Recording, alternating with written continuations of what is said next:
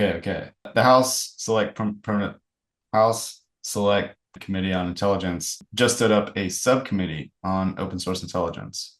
The very first the very first subcommittee that's ever had its own dedicated committee for the intelligence discipline. So going back to some of the strategies and professionalization and the formalization of open source intelligence, this to me signals that Congress, not only the DoD and the intelligence community, is willing to throw resources behind it, but Congress is. And so that also, I think, is an outlet for an open discussion and formalizing this process. So I don't know if you could speak to that a little bit and how excited you are, but I'll give it over to you. Yeah, I can't tell you how excited I am that there is a dedicated committee. I wish they were also appropriate, but the no, genuinely, this dedicated committee on OSINT tells us that the legislative branch is serious about the open source intelligence discipline. And this is critically important because OSINT has been grossly underfunded for a very long time. And we've been able to do more and more with less and less for a real long time. But there's going to be a breaking point. Hear me now. You may be like, oh, well, we can't cut this whole satellite over here because you can't just lop off a piece of the satellite, right? But we can just cut this one data set over here.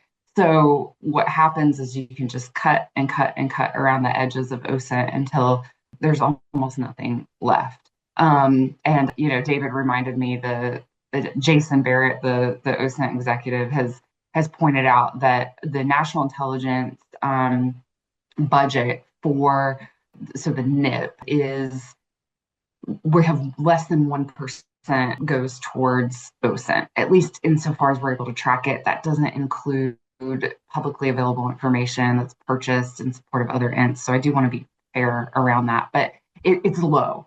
Dedicated OSINT funding is less than 1% of the total national intelligence budget, and it makes up over 30% of the PDB generally on average. The PDB is the president's daily brief, which is in strategic intelligence, that's the goal, is that if you're an analyst, is that your information, or a collector, is that your information has made it into the PDB. And the fact that those percentages are what they are is astounding.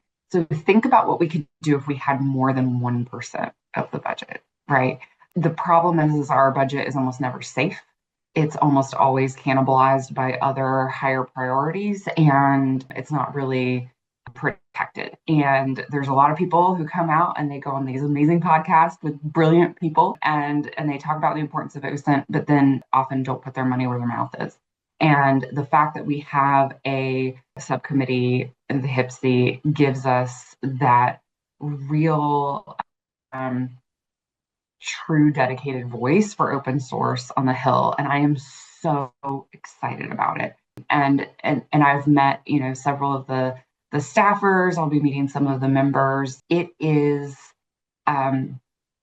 refreshing, I'll just say, how eager they are to learn about the INT and the needs and just getting smart on what it is. Like that's half the battle is understanding, oh, if you cut off this data set or this tool, there's real consequences. And if we lose our budget, like this is what this actually is going to look like, right?